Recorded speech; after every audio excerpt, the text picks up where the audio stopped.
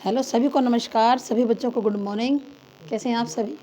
आप सभी का डेस्टिनी एकेडमी पर स्वागत है। हाँ जी, तो चलिए करते हैं अपने टॉपिक को शुरू। और जो हमारा टॉपिक है वो कौन सा है?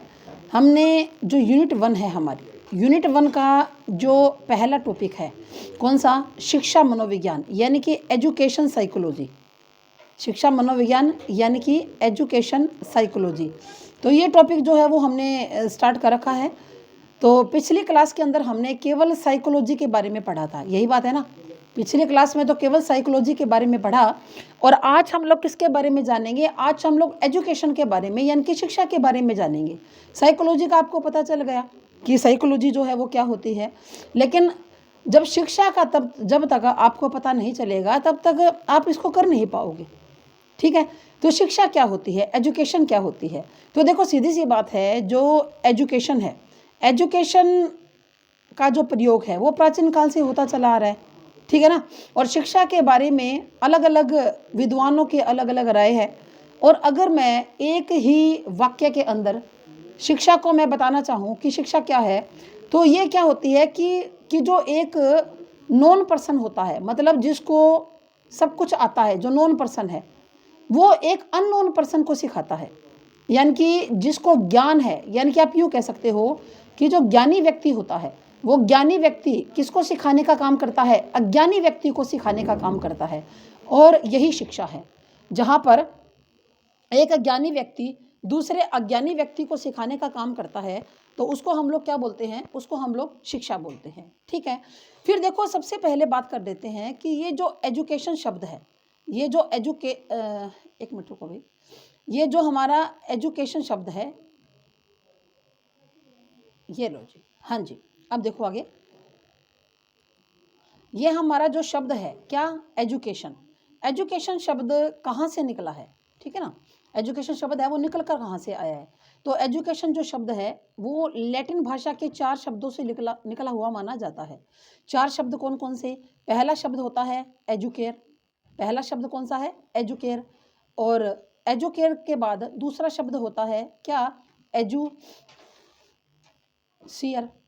ठीक है ना, पहला तो एजुकेयर और दूसरा शब्द होता है एजुसियर। ठीक है, एक मिनट रुको भाई, एजुकेयर, उसके बाद है एजुशियर, और नंबर 3 होता है एजुकेटम।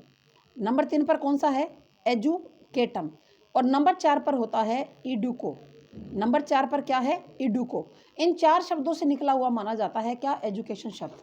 एजुकेयर, एजुसियर, एजुकेशन और एडुको। आप कहोगे मैडम ये 4 शब्द कैसे? ये 4 शब्द कैसे? मतलब एक ही शब्द होना चाहिए, हिसाब तो यही कहता है कि जो एक ही शब्द है वो होना चाहिए।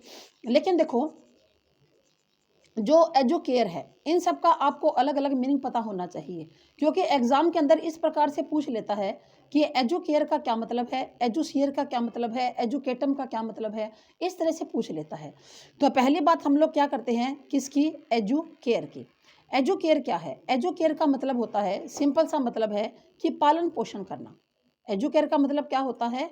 पालन पोषण करना। भी देखो, जिस प्रकार एक माँ अपने बच्चे का पालन पोषण करती है, एक माँ अपने बच्चे के शरीर का पालन पोषण करती है, इसी प्रकार जो एजुकेशन के अंदर जब हम बच्चे को शिक्षा देते हैं तो स्कूल में आने के बाद बच्चे का पालन पोषण किया जाता है, लेकिन वो बच्चे के शरीर का पालन पोषण नहीं किया जाता। ठीक है ना, बच्चे के शरीर का पालन पोषण नहीं किया जाता। केवल शरीर का नहीं, वैसे तो हम शरीर का भी करते हैं, यूँ देखा जाए तो आपने स्कूल के अंदर कोई गेम है वो ऑर्गेनाइज किया है, आज सुबह आप सुबह सुबह असेंबली के अंदर बच्चों को योगा करवाते हैं, पीटी करवाते हैं ना बच्चों को। योगा का भी आजकल ज़्यादा ट्रेंड है, पहले पीटी, हमारे समय में पीटी हुआ करती थी कि भाई जो वेडनेसडे है और इसे सैटरडे है उसको क्या होगा? उसको पीटी होगा। जो पीटी के सर है वो क्या करवाएंगे? सब बच्चों को पीटी करवाएंगे। आजकल योगा का ज़्यादा ट्रेंड है कि बच्चों को योगा करवाई जाती है। तो ये बच्चे के शरीर का पालन पोषण हो तो रहा है ना। उसके बाद हमने कहा कि बच्चे का जो मानसिक है, बुद्धि का भी पालन पोषण होता है। तो एजुकेयर का मतलब देखभाल करना, तो एजुकेशन शब्द इसी से निकला हुआ माना है। उसके बाद अगला शब्द क्या है? अगला शब्द है जी एजुसियर। एजुसियर का मतलब क्या होता है? एजुसियर एक तो हुआ एजुकेयर शब्द, उसके बाद है एजुसियर। एजुसियर का मतलब होता है विकसित करना। एजुशियर शब्द का मतलब क्या होता है? विकसित करना, यानी कि बालक को विकसित किया जाएगा। कैसे विकसित किया जाएगा? आपने फ्रोबेल की एक बात सुनी होगी, जो फ्रोबेल है उसकी बात सुनी होगी, क्योंकि जो फ्रोबेल ने जो दिया, कौन सी पद्धति दी थी? फ्रोबेल ने किंडरगार्टन पद्धति दी थी भी। कौन सी पद्धति दी थी? किंडरगार्टन पद्धति दी थी। फ्रोबेल ने कहा था कि अध्यापक क्या है? अध्यापक तो एक माली है, और बालक क्या है? बालक छोटे छोटे पौधे हैं, और स्कूल क्या है? स्कूल एक बगीचा है। ऐसा बात कही थी, किसने कहा था? फ्रोबेल ने कहा था। फ्रोबेल कहता है कि किंडरगार्टन के अंदर कि अध्यापक कौन है? एक माली है, और स्कूल क्या है? बगीचा है, और बालक क्या है? छोटे छोटे पौधे हैं। तो ये जो छोटे छोटे पौधे हैं, ये अध्यापक रूपी माली की देख रेख के अंदर क्या होते हैं? बड़े होते हैं। ठीक है, अध्यापक रूपी माली की देख रेख में क्या होते हैं? वो बड़े होते हैं। तो इसी तरह से फ्रोबेल की जो धारणा है वो बिल्कुल सही है, एक्यूरेट है फ्रोबेल की धारणा। ठीक है ना। किंडरगार्टन विधि आप समझते हो ना, किंडरगार्टन कौन सी है? केजी, समझ गए? केजी, जैसे हमारा बच्चा जाता है ना, पहले नर्सरी में जाता है, उसके बाद बच्चा एलकेजी में होता है, और उसके बाद बच्चा किस में होता है भाई? यूकेजी में। एलकेजी माना लोअर किंडरगार्टन, यूकेजी माना अपर किंडरगार्टन। ठीक है ना। तो ये जो विधि है फ्रोबेल की, ये आज भी स्कूलों के अंदर लागू है, और ये जो है हमारी नई शिक्षा नीति जो एनईपी है 2020, ये मैं आपको करवाऊंगी। एनईपी, ये एनईपी जो 2020 है, ये मैं आपको बहुत अच्छी तरह से करवाऊंगी, क्योंकि एनईपी में से आजकल हर एग्जाम के अंदर क्वेश्चन आते हैं, और जो पेडागोजिकल फॉर्म के अंदर तो एनईपी में से काफ़ी क्वेश्चन पूछे जाते हैं। 2-2, 3-3 क्वेश्चन जो है ना, वो लगभग हर एग्जाम के अंदर 3-3, 4-4 क्वेश्चन अब एनईपी के अंदर से आने लगे हैं। तो मैं एक दिन आपको एनईपी भी करवाऊंगी। हम लोग बिल्कुल यूनिट वाइज और सिस्टम के हिसाब से आगे आगे बढ़ेंगे। ऐसे नहीं कि कभी कोई टॉपिक उठा लिया, कभी कोई टॉपिक उठा लिया। इससे क्या होगा बच्चों? इससे आपको पता ही नहीं चलेगा मैडम ने क्या करवा दिया और क्या नहीं करवा दिया। आप जो है ना, आप पजल हो जाओगे। तो हम लोग बिल्कुल सीक्वेंस से चलेंगे, बिल्कुल सीक्वेंस से। हमने पहला ही टॉपिक उठाया हुआ है, ठीक है ना। मैंने आपको पिछले क्लास में भी कहा था कि आप सबके टेबल के ऊपर जहाँ पढ़ रहे हो, आपके टेबल के ऊपर हार्ड कॉपी जो है वो होनी चाहिए सिलेबस की, जिसे आप टिक मार्क कर सको। तो चलो जी, एजुशियर का मतलब विकसित करना, यानी कि बालक को स्कूल के अंदर हर प्रकार से विकसित किया जाता है। बालक की ऑल राउंड डेवलपमेंट की जाती है, यानी कि चहुमुखी विकास किया जाता है बालक का। ठीक है, जैसे बालक का शारीरिक है, मानसिक है, संवेगात्मक है, सामाजिक विकास है, नैतिक विकास है, हर प्रकार का जो डेवलपमेंट है वो बालक का स्कूल के अंदर किया जाता है। उसके बाद देखो, अगला हमारा क्या है? एजुकेटम। अगला शब्द क्या है? एजुकेटम। एजुकेटम का मतलब क्या होता है? एजुकेटम का मतलब होता है सिखाने की क्रिया। एजुकेटम शब्द का मतलब क्या होता है? सिखाने की क्रिया, कि जो बालक को किस क्रिया कहाँ पर सिखाया जाता है? स्कूल के अंदर सिखाया जाता है। जो अध्यापक होता है, अध्यापक क्या करता है? खुद सीख कर और बालक को सिखाता है। यही बात है, यही बात होती है ना एजुकेशन के अंदर। अब देखो, जैसे मैं आपको साइकोलॉजी पढ़ा रही हूँ, तो मैंने भी तो साइकोलॉजी सीखी है कभी, और फिर जब डेली, कोई बात नहीं, जब डेली मैं आपकी क्लास लेती हूँ तो उससे पहले मुझे भी तो देखना पड़ता है, देखना पड़ता है ना, कि भाई कौन सा जो है क्या पढ़ाना है बच्चे को, क्या नहीं पढ़ाना है, तो वो भी तो मुझे डेली देखना पड़ता है। तो ये एजुकेटम क्या है? एजुकेटम क्या है? सिखाने की एक क्रिया है। ठीक है, मतलब जहाँ पर अध्यापक क्या करता है? खुद सीख कर बच्चों को क्या करता है? सिखाता है। ठीक है, क्लियर बात? चलो जी, उसके आगे हम लोग बात करते हैं। अगली बात है कि एड्यूको। अगली बात है हमारी क्या? इड्यूको। ये इड्यूको का क्या है? इड्यूको, इड्यूको के अंदर ई का क्या मतलब होता है? ये एग्जाम के अंदर बार बार पूछा गया है। ई का मतलब होता है अंदर से। ई का ई का मतलब क्या होता है? आंतरिक गुण। ई का मतलब यहाँ पर क्या है? आंतरिक गुण से है। ठीक है ना। और ड्यूको का मतलब क्या होता है? ड्यूको, ड्यूको का मतलब होता है बाहर निकालना। ड्यूको का मतलब क्या होता है? बाहर निकालना, यानी कि बच्चे के अंदर जो आंतरिक गुण है हमें बाहर निकालना है। बच्चे के अंदर जितने भी आंतरिक गुण हैं उनको हमने बाहर निकालना है, उन गुणों को दबाना नहीं है। यानी कि आप ऐसा नहीं करोगे कि बच्चे के अंदर जो भी एबिलिटी है, जो भी बच्चे के अंदर गुण है, आप उनको दबा दोगे, ऐसा नहीं। आपके बच्चे के गुणों को बाहर निकालना है। ठीक है, जैसे क्लास में एक बच्चा आपको ये बोलता है कि मैडम मैं निशाना बहुत अच्छा लगा लेता हूँ, ये बोलता है कि मैडम मैं निशाना है ना, मैं बहुत अच्छा लगा लेता हूँ। तो आप उसको, आपका फ़र्ज़ क्या बनता है एज ए टीचर? आप एज ए टीचर आपका ये फ़र्ज़ बनता है कि आप बच्चे को ये कहें कि अच्छा ठीक है कि तुम निशाना बहुत अच्छा लगा लेते हो, तो ऐसे करो कि जब हम खेल के मैदान में जाएंगे, जब तुम्हारा गेम पीरियड होगा तो तुम मुझे निशाना लगा कर दिखाना, देखते हैं तुम कितना बढ़िया निशाना लगा लेते हो। ठीक है। अगर एक टीचर यूँ कहेगा तो बच्चे का जो हौसला है वो बढ़ेगा। क्या पता उन बच्चों में से ही कोई क्या हो, निशानेबाज निकल आए, उन बच्चों में से कोई क्रिकेटर सचिन तेंदुलकर निकल आए, है ना? उन्हीं बच्चों के अंदर से कोई शतरंज का खिलाड़ी निकल आए। लेकिन आपको बच्चे के गुणों को पहचानना पड़ेगा। अगर बच्चा कहता है कि मुझे निशाना लगाना आता है और आप बच्चे को ये बोल रहे हो, ओए निशानेबाज बैठ जा, पहले स्कूल का काम तो कर ले, आया निशाना लगाने वाला, तो बच्चा क्या हो जाएगा, डिमोटिवेटेड हो जाएगा। बच्चे को आप निरुत्साहित कर रहे हो, डिमोटिवेट कर रहे हो आप बच्चे को, तो बच्चे का गुण है यहाँ पर क्या हो गया, खत्म हो गया। ठीक है ना? तो आपने बच्चे के जितने भी आंतरिक गुण हैं आपको उन्हें बाहर निकालना है, आपको उनको दबाना नहीं है। ठीक है ना? तो इड्यूको के अंदर ई का मतलब कई बार पूछा जाता है। इड्यूको के अंदर ई का मतलब क्या होता है, आंतरिक गुण, कि जो बालक के अंदर आंतरिक गुण हैं आप उनको किस प्रकार से बाहर निकालेंगे। तो देखो ये जो एजुकेशन शब्द है वो इन चारों शब्दों से निकला हुआ माना जाता है। कारण क्या, मानना तो एक शब्द को चाहिए था, लेकिन ये जो चारों शब्द है ना, ये शिक्षा के अर्थ को और भी अच्छी तरह स्पष्ट करते हैं। एजुकेयर भी शिक्षा के अर्थ में सही है ना, यानी कि पालन पोषण करना। एजुसियर विकसित करना, ये भी सही है। एजुकेटम, ठीक है, सिखाने की क्रिया। और एडुको क्या होता है, आंतरिक गुणों को बाहर निकालना। तो ये जो चारों ही शब्द है, ये एजुकेशन जो है उसके अंदर सारे स्टिक बैठते हैं, बिल्कुल सही हैं। ठीक है। तो इन चारों शब्दों के जो अर्थ है वो आप याद कर लीजिएगा। ठीक है। अब चलिए जी नेक्स्ट चलते हैं। उसके बाद बात करते हैं हम लोग कि जो शिक्षा है, शिक्षा कितने प्रकार की होती है। अब बात कर लेते हैं कि शिक्षा के प्रकार, शिक्षा कितने प्रकार की होती है। शिक्षा जो हमारी होती है वो 3 प्रकार की होती है भाई। जो हमारी शिक्षा है वो कितने प्रकार की होती है, वो 3 प्रकार की होती है हमारी शिक्षा। ठीक है। शिक्षा के प्रकार, पहला प्रकार क्या है शिक्षा का, एक मिनट ठहरो भाई।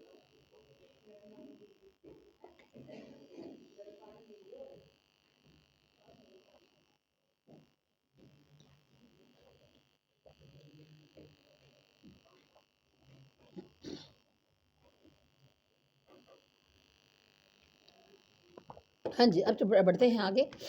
शिक्षा के प्रकार, पहला प्रकार है शिक्षा का औपचारिक शिक्षा। पहला प्रकार कौन सा है, औपचारिक शिक्षा। औपचारिक शिक्षा को हम लोग क्या बोलते हैं, औपचारिक शिक्षा को हम इंग्लिश में फॉर्मल एजुकेशन बोलते हैं। क्या बोलते हैं, फॉर्मल एजुकेशन बोलते हैं। दूसरी होती है अनौपचारिक शिक्षा। दूसरी कौन सी होती है, अनौपचारिक शिक्षा। अनौपचारिक शिक्षा को क्या बोलेंगे, इनफॉर्मल एजुकेशन। इसको क्या बोलेंगे भाई, इनफॉर्मल एजुकेशन इसको बोला जाता है। तीसरी होती है निरौपचारिक शिक्षा। तीसरी कौन सी है, निरौपचारिक शिक्षा। निरौपचारिक शिक्षा माना non formal education. Non formal education, ये निरौपचारिक शिक्षा होती है, नॉन फॉर्मल एजुकेशन। तो देखिए औपचारिक शिक्षा क्या है, शिक्षा के ये तीनों प्रकारों में से एग्जाम के अंदर क्वेश्चन आता है। कभी औपचारिक शिक्षा का पूछ लेता है, कभी इनफॉर्मल का, कभी नॉन फॉर्मल का पूछ लेता है। तो फॉर्मल एजुकेशन कौन सी होती है, फॉर्मल एजुकेशन वो होती है, यानी कि इसके सबसे बड़े, या आप यूँ कह सकते हो कि फॉर्मल एजुकेशन का जो प्रमुख केंद्र है, फॉर्मल एजुकेशन का जो प्रमुख केंद्र है वो क्या होता है, वो स्कूल होता है। स्कूल व कॉलेज होते हैं। फॉर्मल एजुकेशन का जो प्रमुख केंद्र है वो क्या है, वो स्कूल व कॉलेज है। ठीक है। यानी कि जो बालक है जब स्कूल में जाता है, कॉलेज में जाता है, तो उसकी जो औपचारिक शिक्षा है उसकी शुरुआत है। फॉर्मल एजुकेशन की बालक की क्या होती है, शुरुआत होती है। क्योंकि फॉर्मल एजुकेशन का मतलब क्या होता है, सीधी सी बात है कि जो शिक्षा नियम के अंदर बंद कर दी जाती है, नियम के अंदर जो शिक्षा कायदे के अनुसार दी जाती है या जो शिक्षा कानून के अनुसार दी जाती है, वो हमेशा औपचारिक शिक्षा यानी कि फॉर्मल एजुकेशन होती है। जो शिक्षा नियम के अनुसार, कायदे के अनुसार, कानून के अनुसार दी जाएगी वो हमेशा कौन सी होती है, फॉर्मल एजुकेशन होती है। फॉर्मल एजुकेशन के हम लोग क्या करते हैं कि बच्चे को नियमों में बांध कर शिक्षा देते हैं। जैसे बच्चा स्कूल में जाएगा, जब 6 साल का बच्चा होता है तो 6 साल के बच्चे की जो औपचारिक शिक्षा की शुरुआत हो जाती है। आपसे एग्जाम में क्वेश्चन पूछा जाएगा कि बच्चे का जो फॉर्मल एजुकेशन की जो एज है वो एज क्या होती है, यानी कि जो स्टार्टिंग एज है वो क्या होती है। तो फॉर्मल एजुकेशन की जो स्टार्टिंग एज है वो क्या होती है, वो बालक की 6 साल होती है। 6 साल का जो बच्चा है वो क्या करेगा? 6 साल का बच्चा वो स्कूल के अंदर जाएगा और किस लिए जाएगा? मतलब वो शिक्षा प्राप्त करने के लिए। अरे सीधी सी बात है, जिस शिक्षा को प्राप्त करने के लिए बच्चा पूरे ताम-झाम से स्कूल में जाता है, जिस शिक्षा को प्राप्त करने के लिए बच्चा पूरे ताम-झाम करके जाएगा, कैसे? स्कूल की ड्रेस पहनेगा, टाई, बेल्ट, जूते, जुराब, है ना? और स्कूल का बैग लेगा, टिफ़िन लेगा, बोतल लेगा, पूरे ताम-झाम के साथ जब नॉलेज लेने के लिए जाएगा, तो वो फॉर्मल एजुकेशन होती है, सीधी-सी बात है। ठीक है? जब बच्चा कॉलेज के अंदर जाता है, तो भी क्या करता है? फॉर्मल एजुकेशन है वहाँ भी, क्योंकि बच्चे को नियम में, कायदे में बंधकर शिक्षा दी जाती है। ऐसा थोड़ी ना है कि अगर बच्चा स्कूल में जाएगा तो बच्चे का स्कूल तो लग रहा है 9 बजे और बच्चा जा रहा है कि 11 बजे राजा महाराजा की तरह, ऐसे थोड़ी ना होगा। वहाँ पर एक नियम है भई, स्कूल के अंदर एक नियम है, एक रूल है कि बच्चे को स्कूल में टाइम से आना पड़ेगा। आने के बाद उसको असेंबली के अंदर होगी उसकी, आने के बाद बच्चे की स्कूल के अंदर क्या होगी? असेंबली होगी। उसके बाद उसका फर्स्ट लेक्चर लगेगा, उसके बाद फर्स्ट लेक्चर, फिर सेकंड, फिर थर्ड। और मान लो फर्स्ट लेक्चर उसका मैथ का है, बच्चा कहता है ना जी मैं तो मैथ नहीं पढ़ता, मैं तो साइंस पढ़ूंगा। बच्चे की थोड़ी ना चलेगी, मैथ ही पढ़ना पड़ेगा, क्योंकि उसको नियम है भाई, कानून है, कायदा है, स्कूल का अपना कोई नियम होता है और नियमों के अनुसार स्कूल चलता है। अगर मान लो बच्चा को किसी क्लास में है, बच्चा तीसरी क्लास में है और बच्चे ने अपना पूरा सिलेबस दिसंबर तक पूरा कर लिया। दिसंबर तक क्या होता है, बच्चा का तो पूरा का पूरा कंप्लीट है उसका सिलेबस। तो क्या उसको दिसंबर में ही 4th क्लास में प्रमोट कर देंगे? अरे नहीं करेंगे। क्यों नहीं करेंगे? कोई नियम है भई। ऐसे थोड़ी ना कि बच्चे का हो गया सिलेबस, मम्मी ने करवा दिया, ट्यूशन लगा के करवा दिया और बच्चे को 4th क्लास में कर दो जी प्रमोट। नो, नेवर, ऐसा कभी भी नहीं होगा। क्यों नहीं होगा? क्योंकि जो नया सेशन है वो कब से स्टार्ट होता है बच्चे का? नया सेशन बच्चे का अप्रैल से स्टार्ट होता है। बच्चा अप्रैल में ही नई कक्षा में प्रमोट होगा, उससे पहले नहीं होगा। तो ये कौन सी है? ये फॉर्मल एजुकेशन है जी। बच्चे का जो फाइनल एग्जाम है वो कब लिया जाएगा? वो मार्च में लिया जाएगा और फाइनल एग्जाम लेने के बाद उसका रिजल्ट निकाला जाएगा, फिर नई कक्षा के अंदर जाएगा बच्चा। मन मर्जी का थोड़ी ना है। तो वहां पर औपचारिक शिक्षा का मतलब आप समझ गए कि नियम, कायदे, कानून के अनुसार दी जाती है, जहां पर बच्चे को नियमों में बांध के रखा जाता है, वो फॉर्मल एजुकेशन होती है। ठीक है? उसके बाद है जी अनौपचारिक शिक्षा, इनफॉर्मल एजुकेशन। यहाँ पर किसी ताम झाम की जरूरत नहीं है। इनफॉर्मल ही जब हो गई, जब फॉर्मल है ही नहीं, ये तो फॉर्मेलिटी है ही नहीं। अरे फॉर्मल का मतलब समझ गए? इन चीज़ों को आप जोड़ लो ना, इन शब्दों को कनेक्ट कर लो। जैसे आप किसी के घर जाते हो, अगला कहता है चाय लाऊं, पानी लाऊं, ठंडा लाऊं, रोटी बनाऊं, तो आप कहोगे अरे फॉर्मेलिटी की जरूरत नहीं है, मेरा अपना घर है, अगर मुझे भूख लगेगी तो मैं मांग के खा लूंगा। मैं तुम्हें बोल दूंगा कि ले आओ मेरे लिए, मेरा अपना घर है। भाई फॉर्मेलिटी की क्या जरूरत है? ये वही तो फॉर्मल है। अरे यहाँ तो फॉर्मेलिटी है, यहाँ तो फॉर्मेलिटी है, लेकिन यहाँ फॉर्मेलिटी नहीं है, ये इनफॉर्मल है। इनफॉर्मल एजुकेशन का मतलब कि जो शिक्षा बगैर नियमों के, बगैर कायदे के, बगैर कानून के कभी भी, कहीं भी, किसी भी प्रकार दी जा सकती है। ठीक है ना? जो कहीं पर भी दी जा सकती है, जिसको हम लोग क्या बोलते हैं? व्यवहारिक शिक्षा बोलते हैं, जिसको हम लोग व्यवहारिक शिक्षा भी बोलते हैं। ठीक है ना? व्यवहारिक शिक्षा क्या होता है? व्यवहारिक शिक्षा का मतलब जैसे माता पिता आपको देते हैं। अब घर में माता पिता है, क्या पता वो रात को 10 बजे बच्चे को कोई बात समझाने लग जाए कि भाई बेटा ऐसा नहीं करते, ऐसा ठीक नहीं है, भाई ये काम इस तरह से करना चाहिए, तुम लोग गलत राह पर चल रहे हो, ऐसा नहीं करना चाहिए, समाज इसको स्वीकार नहीं करता, तुम्हारी हानि है, हमारी बेइज्जती है। तो मतलब कोई भी बात बच्चे को हो सकता है रात को 10 बजे समझा दे, हो सकता है दिन में 2 बजे समझा दे, है ना? तो वो व्यवहारिक शिक्षा है, वो तो इनफॉर्मल है। यहाँ पर ना तो माता पिता ऐसे समझते हैं कि बच्चा हमारा कोई स्टूडेंट है, हम उसको सिखा रहे हैं, और ना ही बच्चे को ऐसा लगता कि जो मेरे जो मम्मी पापा हैं वो मुझे कोई टीचर है मेरे। मतलब कभी भी, कहीं भी, किसी भी प्रकार दी जा सकती है। अब जैसे मान लो एक बच्चा है जो पार्क में खेलने के लिए जा रहा है ना? पार्क में खेलने के लिए जाता है बच्चा, क्या वो मान लो किशोर है अभी, वो किशोर है। आप यूँ मान सकते हो कि उसकी उम्र 17 या 18 साल है, 17-18 साल का बच्चा है। तो वहाँ पर उसको एक जो व्यक्ति है, वो वहाँ उसको हर रोज़ देखता है। एक व्यक्ति है पार्क में, हर रोज़ देखता है। तो वो व्यक्ति उसको एक दिन बोलता है कि बेटा तुम हर रोज़ यहाँ पर फुटबॉल खेलने के लिए आते हो, शाम को आते हो तुम तो, फिर सुबह क्या करते हो? तो वो लड़का कहता है कि अंकल मेरी जो है ना +2 क्लास हो गई है, 12th क्लास के मेरे पेपर हो गए और अब मेरी छुट्टियाँ चल रही हैं, मेरा रिज़ल्ट आया नहीं, ठीक है? और अभी मैं कॉलेज में एडमिशन लूँगा रिज़ल्ट आने के बाद, तो मैं खेलता हूँ। सुबह फिर बोले सुबह क्या करते हो? बोले सुबह तो कुछ नहीं करता। बोले तो क्यों ना तुम सुबह तैयारी कर लो, 12th बेस पर बहुत सी जॉब निकलती है, जैसे HSSC की निकलती है और भी अलग अलग स्ट्रीम की निकलती है। तो जब तुम्हारी +2 हो ही चुकी है तो तुम इस जॉब की तैयारी क्यों नहीं करते, है ना। तो उस लड़के के मन में बात जच जाती है, अरे बात तो सही कह रहे हैं अंकल ने, बात तो सही की है, क्यों ना मैं जॉब की तैयारी करूं। तो वो जॉब की तैयारी करने लग जाता है। वो सुबह क्या करता है, वो 4-5 घंटे क्या करता है, अपनी स्टडी को देता है, वो कंपटीशन एग्जाम की तैयारी करता है। तो यहाँ पर शिक्षा देने का काम हुआ है ना, और लेने का भी काम हुआ है। शिक्षा देने का भी काम हुआ और लेने का भी काम हुआ। लेकिन ना देने वाले को ये लगा कि मैं कोई टीचर हूँ, ना लेने वाले को ये लगा कि भाई मैं कोई स्टूडेंट हूँ, है ना। ऐसा कुछ भाव नहीं है उनके मन में, ठीक है ना।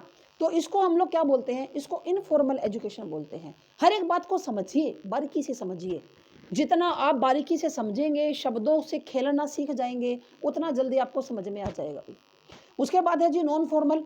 तो इनफॉर्मल का मतलब तो समझ में आ गया कि जो शिक्षा कौन देता है, हमारे परिवार के लोग हमें देते हैं। जिस शिक्षा को हमारे परिवार के लोग हमें देते हैं, या जिस शिक्षा को हमारे आस पड़ोस के पड़ोसी देते हैं, है ना, जो नेबरहुड है हमारा वो देता है, आस पड़ोस का लोग जो है जिस शिक्षा को हमें देते हैं।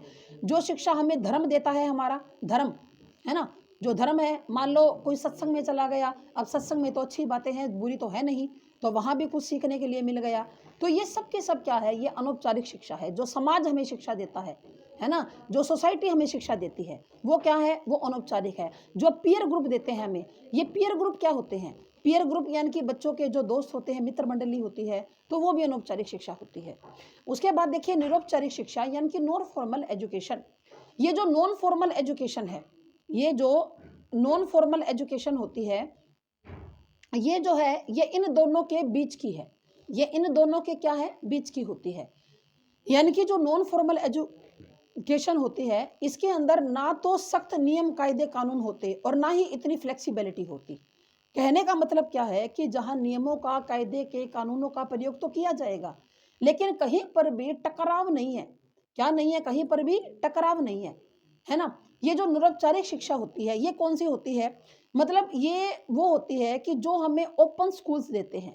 कौन सी शिक्षा होती है, जो शिक्षा हमें ओपन स्कूल्स देते हैं, जो हमें इग्नू इग्नू से मिलती है, इग्नू है ना, इग्नू से जो हमें इग्नू से मिलती है, या जो हमें पत्राचार जो पाठ्यक्रम है, क्या है, पत्राचारी जो पाठ्यक्रम है, उससे जो शिक्षा हमें मिलती है, वो सारी की सारी क्या होती है, वो सारी की सारी निरौपचारिक शिक्षा होती है।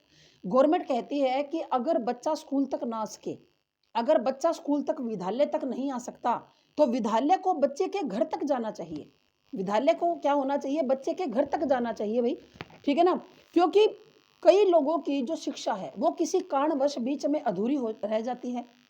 कई कोई जो शिक्षा होती है वो किसी कारणवश अधूरी रह गई बीच में, तो वो बच्चा शिक्षा को पूरी कैसे करे, वो करेगा नॉन फॉर्मल एजुकेशन से। भाई सीधी सी बात है कि जहाँ पर नियम का उद्देश्य तो निश्चित हो, उद्देश्य निश्चित है। जैसे आप लोग क्या कर रहे हो, मान लो आप लोग एमएड कर रहे हो या बीएड कर रहे हो, या ये लगा लो कोई भी, मान लो आप बीए कर रहे हो, सीधी सी बात है, और आप लोग क्या कर रहे हो, बीए कर रहे हो।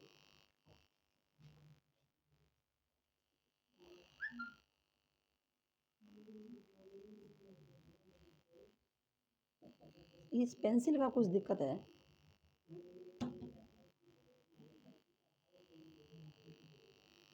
एक मिनट रुको भाई, जस्ट मिनट। सिर्फ पेंसिल का कुछ, सर ये पेंसिल का कुछ दबा है। हाँ जी, चलिए जी। तो देखिए मान लो किसी कारणवश बीच में उनकी शिक्षा छूट गई, जैसे आप बीए करना चाहते हो, और कहाँ से करना चाहते हो, आप तो इग्नू से करना चाहते हो। तो यहाँ पर उद्देश्य तो स्पष्ट है, उद्देश्य स्पष्ट है ना कि बीए की डिग्री आपको चाहिए, लेकिन परिस्थिति निश्चित नहीं है। जहाँ पर उद्देश्य तो स्पष्ट हो लेकिन परिस्थिति निश्चित ना हो, परिस्थिति वो कौन सी होती है, निरौपचारिक शिक्षा। मतलब आपको बीए का पेपर भरने के लिए जो आप फॉर्म अप्लाई करोगे इग्नू के, तो आपको कम से कम 2 से 3 महीने का टाइम मिलेगा। जिस दिन आपके जेब में पैसा हो, जिस दिन आपके पास टाइम हो, जाके फॉर्म भराओ। फिर जब आप पेपर दोगे तो ऐसा थोड़ी ना कि आपको सारे पेपर एक बार में क्लियर करने पड़ेंगे, ऐसा कुछ नहीं है कि आप पेपर को चाहे 2-2 पेपर करके क्लियर कर दो, 3-3 करके, 2-2 एक-एक करके कर दो, ऐसा कुछ नहीं है। यानी कि उद्देश्य तो निश्चित है, लेकिन जो परिस्थिति है वो निश्चित नहीं है। उसको हम लोग क्या बोलते हैं? उसको हम लोग निरौपचारिक शिक्षा बोलते हैं, यानी कि नॉन फॉर्मल एजुकेशन जिसको हम लोग बोलते हैं। क्लियर सभी को? ठीक है ना? मेरे ख्याल से सभी को ये बात क्लियर हो गई होगी कि जो एजुकेशन है वो क्या है, आपकी कितने प्रकार की होती है? 3 प्रकार की होती है। एक तो औपचारिक होती है, एक निरौपचारिक होती है, और एक तो औपचारिक, एक अनौपचारिक, और दूसरी कौन सी होती है? गैर औपचारिक शिक्षा होती है। ठीक है, चलो जी। अब इसके बाद अब हम लोग आगे बात करते हैं। ये लो जी। हाँ जी। अब इसके बाद बात करते हैं हम लोग, जब हमारी शिक्षा की हमारी बात हो गई, तो अब आपको ये पता चल गया कि जो शिक्षा है वो क्या होती है। आपको इस बात का पता चल गया कि जो शिक्षा है वो क्या है और मनोविज्ञान क्या है। हमने अभी जाना कि शिक्षा क्या होती है। शिक्षा, तो आप क्या से कह सकते हो शिक्षा के बारे में कि शिक्षा क्या करती है? व्यवहार में परिवर्तन करती है। शिक्षा क्या करती है? व्यवहार में क्या कर देती है भाई? परिवर्तन कर देती है। ये शिक्षा का काम है। क्या काम है? कि व्यवहार में परिवर्तन करने का काम करती है शिक्षा, है ना? जो आपका व्यवहार उसमें चेंज कर देगी। उसके बाद मनोविज्ञान क्या करता है भाई? शिक्षा की बात तो स्पष्ट है। शिक्षा से तो हम यही तो मानते हैं ना कि व्यवहार में परिवर्तन करती है।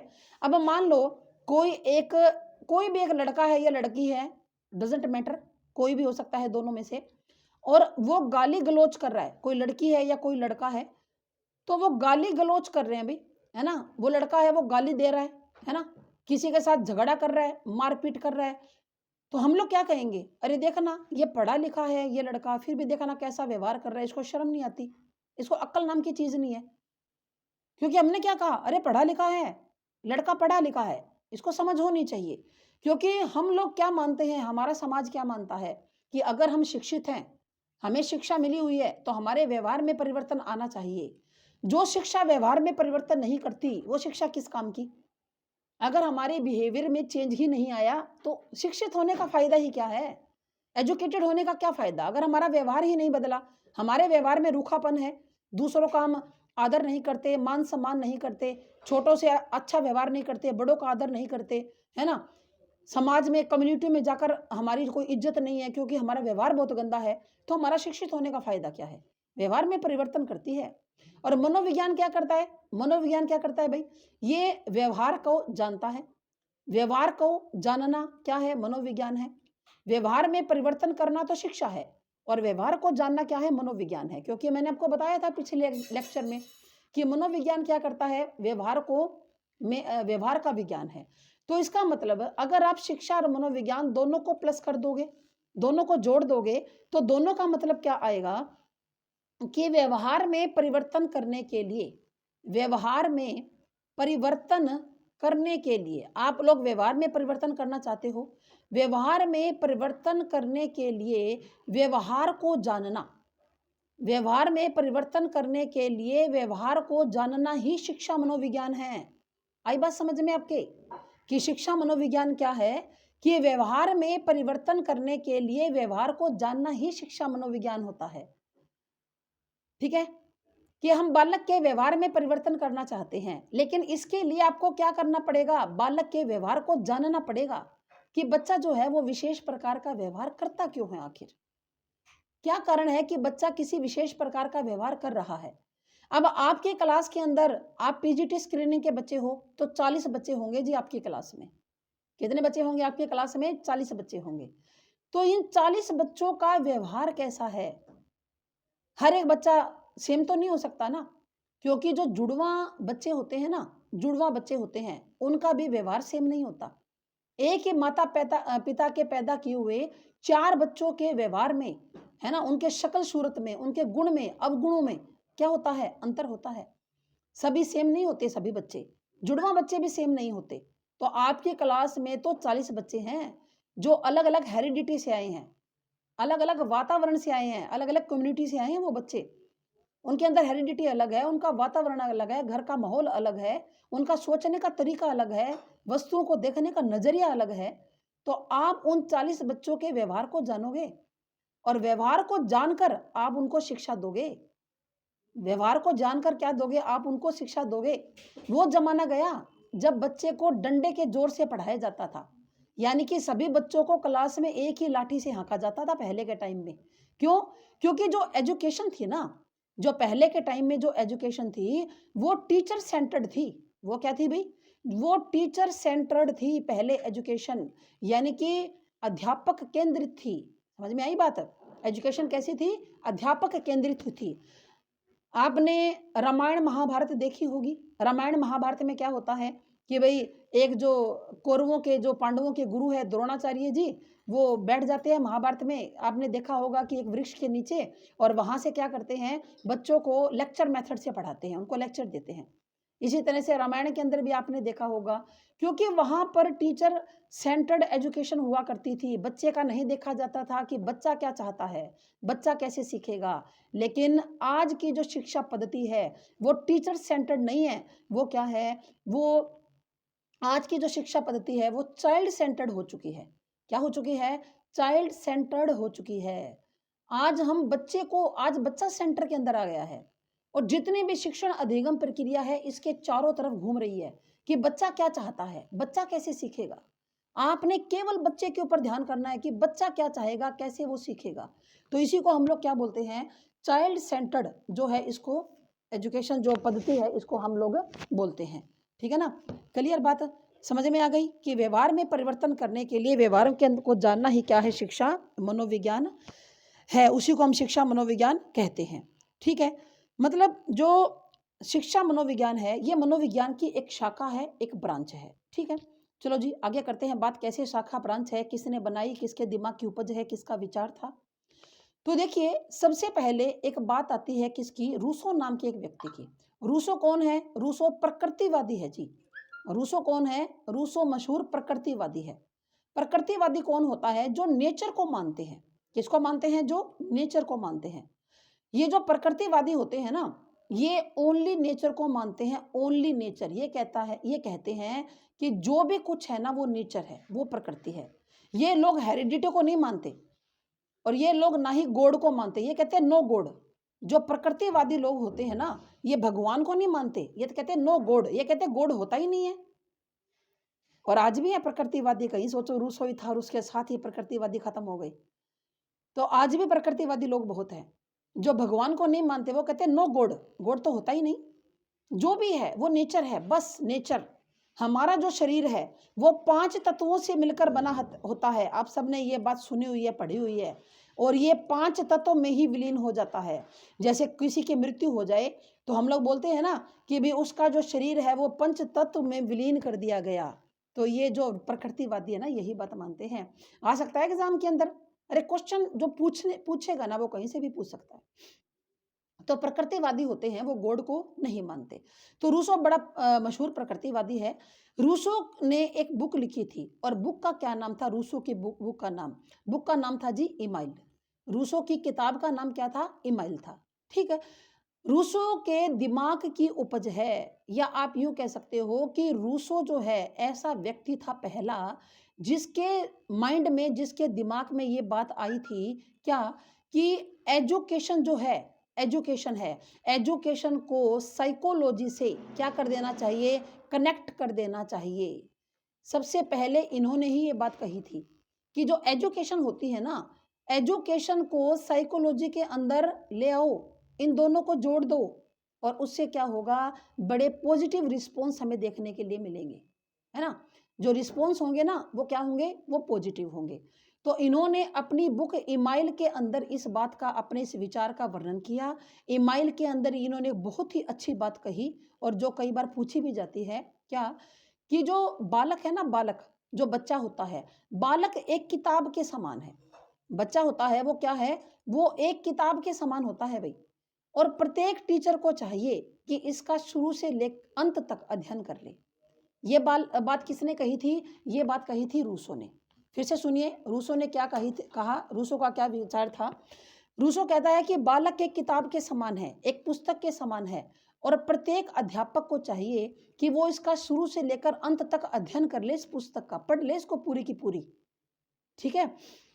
तो देखिए, रूसो का ये विचार था कि एजुकेशन जो है, उसके अंदर एजुकेशन को साइकोलॉजी से क्या कर दिया जाए, जोड़ दिया जाए। ऐसा विचार किसका था, रूसो का था। ठीक है, लेकिन फिर आगे क्या हुआ, मतलब ऐसे नहीं कि बात सिर्फ रूसो ने कही थी ये बात। जो प्लेटो है ना, प्लेटो भी इसी तरह की बात करता है। जो प्लेटो है वो भी इसी तरह की बात करता है, और अरस्तु भी कहता है। प्लेटो के साथ कौन कहता है, अरस्तु। आप हिंदी में अरस्तु बोलते हो, इंग्लिश में इसी को एरिस्टोटल बोलते हो, ठीक है ना। इंग्लिश में क्या बोलते हैं, इसी को एरिस्टोटल बोलते हैं। तो इन्होंने भी क्या कहा था, इन्होंने भी कहा था कि एक विशेष प्रकार की शिक्षा पद्धति होनी चाहिए। प्लेटो और अरस्तु ने भी क्या कहा था कि एक विशेष प्रकार की विशेष शिक्षा पद्धति का निर्माण किया जाए, जिससे बच्चों को एक नई टेक्निक से सिखाया जाए। ये विचार किसका था, प्लेटो का भी था और अरस्तु का भी था। दोनों ने ये बात कही थी। मतलब इन्होंने कहा था कि जो शिक्षा के सिद्धांत है उनके अंदर आप चेंजेस कीजिए, ठीक है ना, उनका परिमार्जन कीजिए। चेंज का मतलब क्या होता है, परिमार्जन कीजिए उनका, और एक शिक्षा को उन्नत बनाएं भाई। शिक्षा को क्या बनाएं, शिक्षा को उन्नत बनाया जाए। फिर जो एक व्यक्ति था, कौन, जॉन लोक। एक व्यक्ति कौन था, जॉन लोक। जॉन लोक ने भी इसी प्रकार से बात कही थी। और देखो, जॉन लोक तो एक ऐसा व्यक्ति था जिसने शिक्षा के क्षेत्र में बड़ी महत्वपूर्ण बातें जो हैं इसने कही थी शिक्षा के क्षेत्र में। जॉन लोक ने, और इनका किस लिए याद किया जाता है कि जॉन लोक ने एक सिद्धांत दिया था। सिद्धांत का नाम क्या था, टेबुला रसा। कई बार पूछा जाता है एग्जाम के अंदर, इसकी तरफ ध्यान करना, आप लोग याद कर लीजिएगा इसको। जॉन लोक ने एक सिद्धांत दिया था, एक थ्योरी दी थी, टेबुला रसा।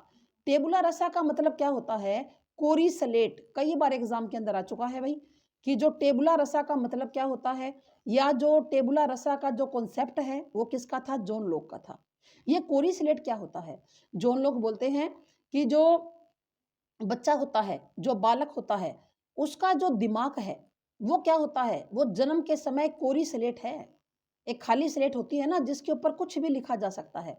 तो बालक का दिमाग भी क्या है, आपको ये शायद यहाँ पर नहीं दिखाई दे रहा होगा, मैं यहाँ पर लिख देती हूँ। क्या, टेबुला रसा, कि जो बालक का जो दिमाग है वो क्या है, एक कोरी स्लेट है, एक खाली स्लेट है।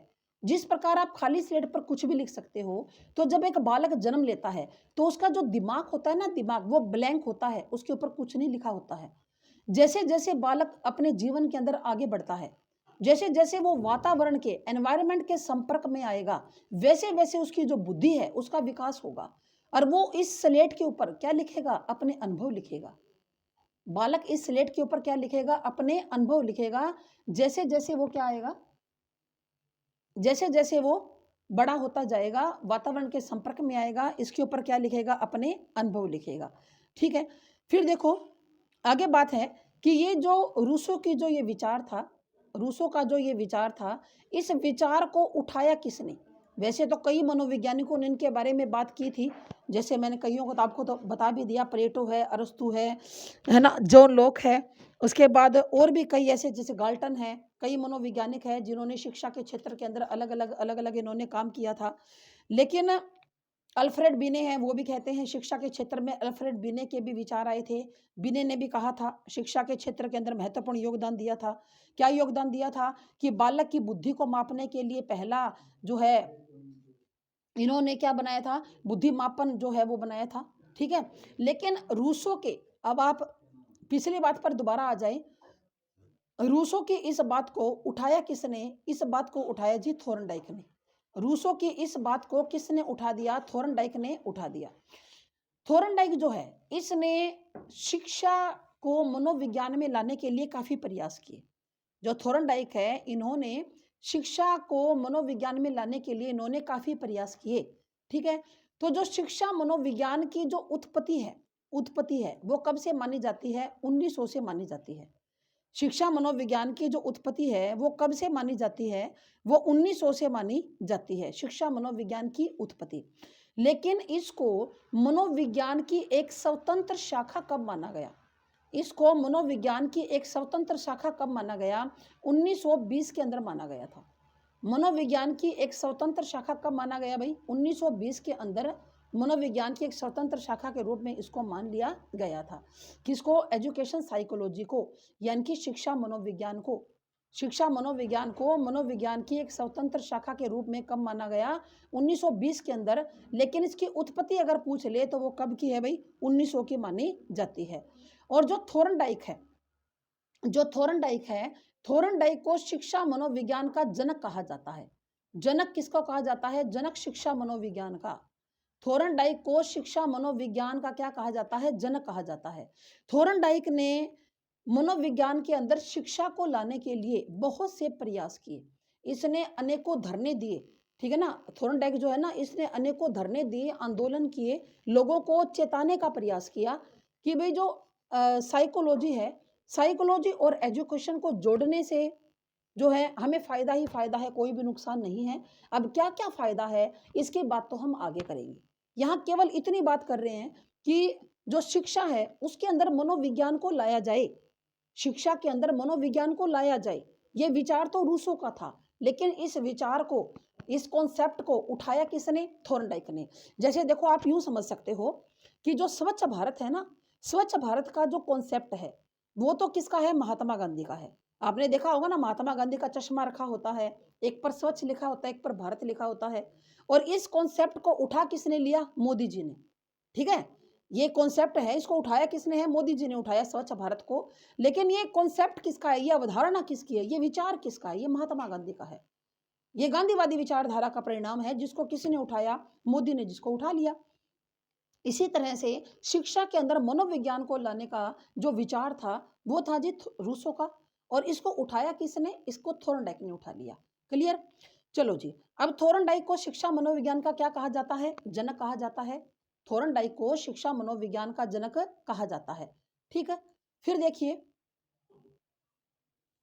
उसके बाद, और थोरनडाइक को और क्या कहा जाता है, और उनको किस रूप में याद किया जाता है? कि शिक्षा मनोविज्ञान का पहला शिक्षक। शिक्षा मनोविज्ञान का पहला शिक्षक अगर आपसे पूछ लिया जाए, शिक्षा मनोविज्ञान का पहला शिक्षक कौन था, तो वो कौन था जी? थोरनडाइक था। शिक्षा मनोविज्ञान का पहला शिक्षक कौन था? थोरनडाइक था। क्योंकि जो थोरनडाइक ने एक बहुत अच्छी थ्योरी दी थी, जिसका मैं आपको बाद में बताऊंगी, वो थ्योरी है आपके सिलेबस में, कि थोरनडाइक का संबंधवाद का सिद्धांत। अरे आपने तो पढ़ी है, जब आप पीजीटी स्क्रीनिंग का पेपर दे रहे हो तो वो तो आपने पढ़ी है, वो तो नेचुरल सी बात है, आपका स्टेट क्लियर है ना। तो आपने पढ़ी है ना थोरनडाइक की थ्योरी, कि थोरनडाइक कहते हैं कि सीखने के 3 मुख्य नियम होते हैं। पढ़ी है ना, कि तत्परता का नियम, अभ्यास का नियम, प्रभाव का नियम। तो ये जो 3 नियम है, ये तीनों नियम ये थोरनडाइक के दिए हुए हैं। तो ये शिक्षा मनोविज्ञान का पहला शिक्षक माना जाता है थोरनडाइक को। शिक्षा मनोविज्ञान का जनक भी इसी को कहा जाता है। ठीक है, और थोरनडाइक कहाँ का रहने वाला था? ये अमेरिका का रहने वाला था। कहाँ का रहने वाला था? अमेरिका का रहने वाला था। कौन? थोरनडाइक। उसके बाद देखो, और जो थोरनडाइक है, इन्होंने 1903 के अंदर इनकी एक किताब आई थी। 1903 के अंदर किताब का नाम क्या था? शिक्षा मनोविज्ञान, यानी कि एजुकेशन साइकोलॉजी।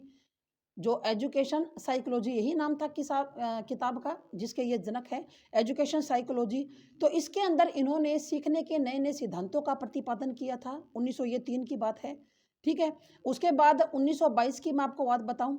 1922 में थोरनडाइक ने जो अंक गणित होता है ना, अंक गणित, ठीक है ना, जो अंक गणित होता है, अंक गणित की शिक्षा के लिए 7 मुख्य नियम बनाए थे, और जो आज भी प्रतिपादित है, जिनका प्रयोग आज भी किया जाता है।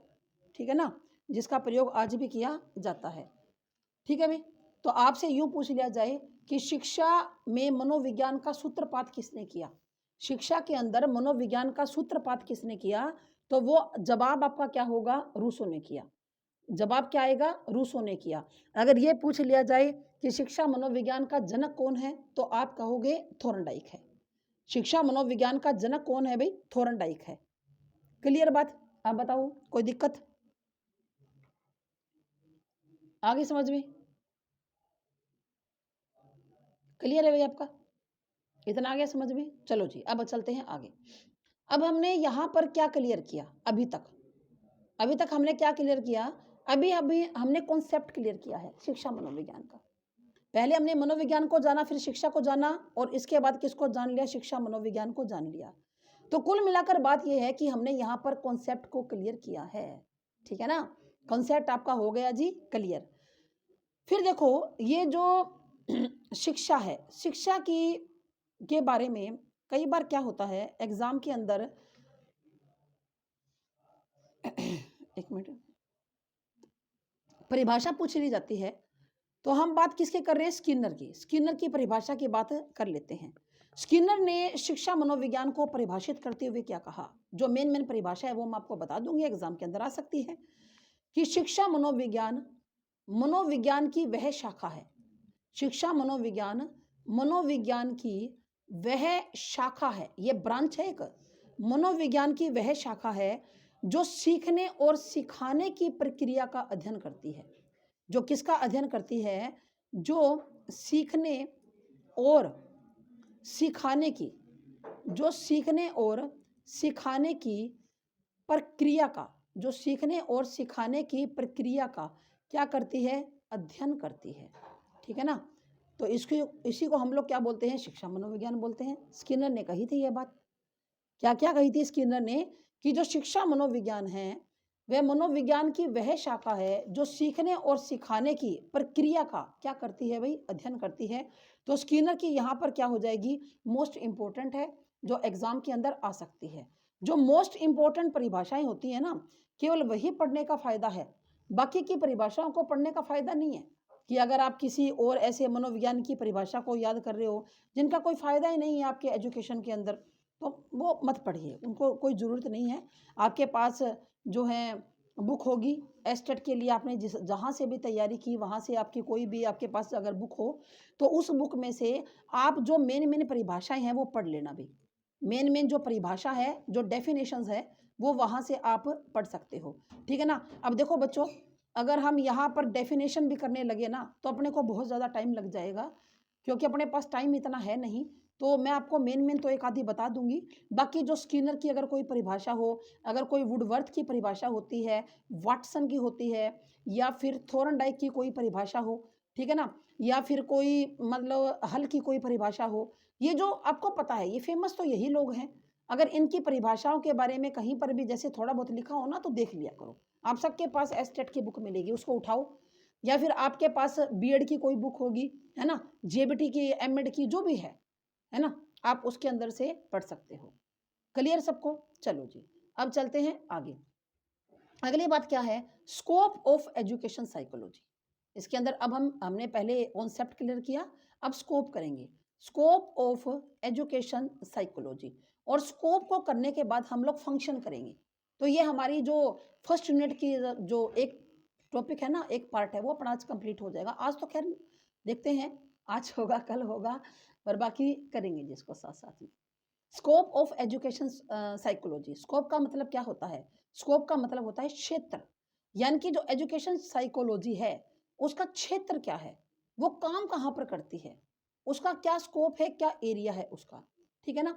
मतलब देखो, वैसे तो जो शिक्षा होती है, शिक्षा एक ऐसी प्रोसेस है, एक ऐसी प्रक्रिया है जो जन्म से लेकर मृत्यु तक चलती है।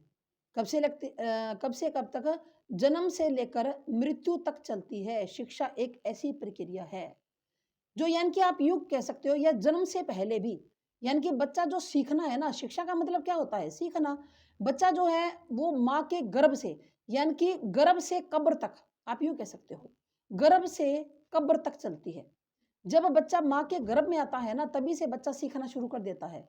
और कब तक सीखता है, हम लोग कब तक सीखते हैं, जब तक कब्र में ना चले जाए, यानी कि मृत्यु ना हो जाए, है ना। तो आप सिंपल भाषा में कह सकते हो कि जन्म से लेकर मृत्यु तक व्यक्ति क्या होता है, वो सीखता है। तो जो शिक्षा मनोविज्ञान का क्षेत्र होता है, अगर हम एजुकेशन साइकोलॉजी के क्षेत्र की, इसके कार्य क्षेत्र की बात करें, तो मतलब ये ऐसा नहीं है कि हमें बाल्यावस्था के अंदर ही काम आती है, ठीक है ना, बाल्यावस्था के अंदर ही काम आएगी या किशोरावस्था तक ही काम आएगी, बल्कि ये व्यक्ति के तो पूरे जीवन का अध्ययन है भाई। ये बात नहीं है कि आप इसको एक संकीर्ण जो है ना, नैरो माइंडेड होकर नहीं सोच सकते कि भाई ये तो बाल्यावस्था में काम आती है, किशोरावस्था के अंदर काम आती है, उसके बाद उसका कोई मतलब ही नहीं है। ऐसा नहीं है बच्चों। जो शिक्षा होती है, जो एजुकेशन होती है, वो क्या होती है, वो हमेशा चलती है। यानी कि जब तक हमारी मृत्यु ना हो जाए, हम लोग तब तक सीखते रहते हैं। सीखना जो है वो कभी भी नहीं रुकता, लगातार चलता है। ठीक है ना।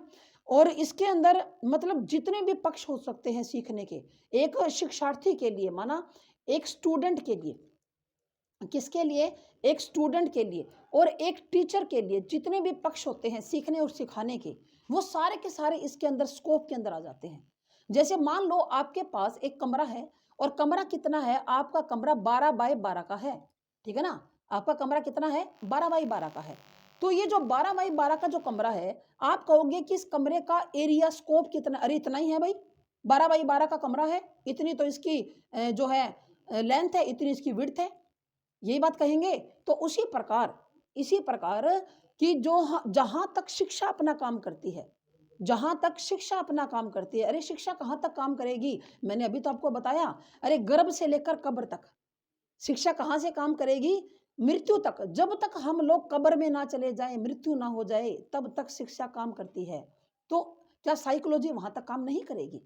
तो वहां तक तो साइकोलॉजी भी काम करेगी। अब एक बात है कि आपको ये साइकोलॉजी क्यों पढ़ाई जा रही है? पहले के ज़माने में तो नहीं पढ़ाई जाती थी। पहले के ज़माने में तो जैसे वैसे ही टीचर बन जाते थे। अब जैसे प्राइवेट स्कूल है, अब प्राइवेट स्कूल के अंदर तो वैसे ही टीचर ले लेते हैं, चाहे किसी का एसटेट क्लियर ना हो, चाहे सीटेट क्लियर ना हो। वैसे जो बड़े स्कूल है ना प्राइवेट स्कूल, वो तो आजकल इनकी डिमांड करते हैं। लेकिन बाकी अगर जो गली मोहल्ले में छोटे-मोटे स्कूल है, जो छोटे-मोटे एफिलिएटेड स्कूल होते हैं 10वीं तक, वहाँ कोई मैटर नहीं करता, डज़न्ट मैटर ऐसी चीज़ें। एसटेट क्लियर है, नहीं है, सीटेट है, नहीं है। लेकिन आप गवर्नमेंट लेक्चरर बनने जा रहे हो। आप लोग कोई ऐरे-गैरे नत्थू-खैरे थोड़ी ना बनोगे। अरे गवर्नमेंट लेक्चरर बनने जा रहे हो आप लोग, तो आपको तो एजुकेशन साइकोलॉजी की नॉलेज होनी चाहिए। आपको पता होना चाहिए कि जो शिक्षा मनोविज्ञान है वो क्या काम कैसे करता है। आपने पढ़ तो ली, लेकिन क्या 40 बच्चे जो आपकी क्लास में होंगे, उन पर अप्लाई नहीं करोगे क्या उनको? अप्लाई तो करोगे। कि आपके क्लास के अंदर 40 बच्चों की क्लास है। आपको पता होना चाहिए कि जो एजुकेशन साइकोलॉजी है यहाँ पर काम कैसे करेगी। क्यों? क्योंकि जो हमारी जो वर्तमान शिक्षा प्रणाली है ना, एजुकेशन जो हमारा सिस्टम है, वो क्या है? वो चाइल्ड सेंटर्ड है। वो क्या है? वो बच्चों चाइल्ड सेंटर्ड है बेटा वो। वो टीचर सेंटर्ड नहीं है। अब हमने जो भी पढ़ाना है ना क्लास के अंदर, बच्चे को सेंटर में रखना है। बच्चे की कोई गलती नहीं है। अगर बच्चा फेल होता है तो गलती आपकी है। क्यों? क्योंकि आपको एजुकेशन साइकोलॉजी का ज्ञान ही नहीं है। आपको पता ही नहीं बच्चे को कैसे पढ़ाया जाता है। बच्चा इनोसेंट है। बच्चा क्या है? बच्चा इनोसेंट है। हमेशा ये बात याद रखिएगा। कोई भी एग्ज़ाम हो, चाहे आपका एसटेट का है, सीटेट का है, आपने केवीएस का भरा हुआ है या फिर कोई भी एग्ज़ाम है। आप जब पीजीटी का दे रहे हो, तो इसके अंदर जितनी भी साइकोलॉजी आएगी, वहाँ पर कोई भी ऐसा क्वेश्चन हो, जहाँ पर बच्चे को जो सिखाने के लिए अगर आप सख्ती कर रहे हो, दंड दे रहे हो, उसको मार पीट रहे हो, धमका रहे हो, बच्चे को आप रोट लर्निंग करवा रहे हैं, रोट मतलब आप रट्टू तोता बना रहे हो बच्चों को, आप बच्चों को परीक्षा के लिए तैयार कर रहे हो, है ना? सब रॉन्ग। ये आपका उद्देश्य है ही नहीं। आपका उद्देश्य ही नहीं है ये। आपका उद्देश्य क्या है? एजुकेशन साइकोलॉजी कहती है कि बच्चा ज्ञान का निर्माण खुद करेगा। तो आप क्या करोगे? आप क्या करोगे? टीचर का क्या काम है? जब बच्चा ज्ञान का निर्माण खुद कर लेगा, अरे तो वो घर पे ना कर लेता? स्कूल में आने की क्या ज़रूरत थी? बच्चा घर पे ही कर लेता ज्ञान का निर्माण। स्कूल में क्यों आया? क्योंकि वो टीचर की देख-रेख में करेगा। टीचर की देख-रेख में करेगा ज्ञान का निर्माण। टीचर उसके लिए वो माहौल बनाएगा। ऐसा वातावरण बनाकर देगा बच्चे को कि बच्चा ज्ञान का निर्माण कर लेगा। तो अब हम बात करते हैं एजुकेशन साइकोलॉजी के स्कोप क्या-क्या हैं। ये जो कुछ एक बातें हैं ना, ये जो है सीडीपी की मैं आपको बीच-बीच में बताती रहती हूँ। ये जो सीडीपी की जो बातें हैं ना बीच-बीच में आपको बताती रहूँगी मैं। और ताकि आपका जो पेपर है वो किसी प्रकार से भी साइकोलॉजी के पेपर में तो आपकी गलती ना हो, कुल मिलाकर बात ये है। बाकी का क तो तैयार करना आपका अपना काम है कि आप किस तरह से उसको तैयार करते हो, ठीक है? और मेरे ख़्याल से इसके स्कोप जो है वो कई हैं और मैं आपको ये नेक्स्ट लेक्चर में बताऊँगी।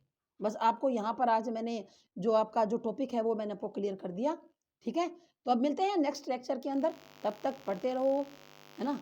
हमेशा पढ़ाई में व्यस्त रहो, मस्त रहो, पर अस्त-व्यस्त मत रहो भई, है ना? ऐसे मतलब दिमाग में ये नहीं रखना कि क्या पढ़ें, क्या नहीं। जो मैं पढ़ा रही हूँ सीक्वेंस से पढ़ते जाओ। ठीक है? Thank you.